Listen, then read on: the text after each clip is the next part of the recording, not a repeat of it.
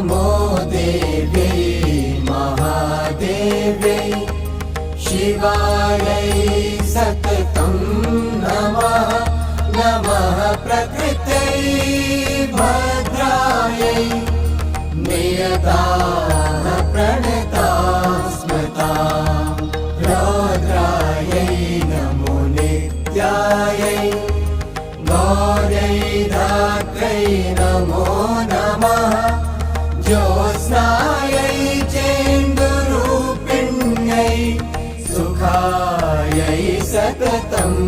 नमः कल्याणै प्रणतां वृद्ध्यै सिद्ध्यै कुर्मो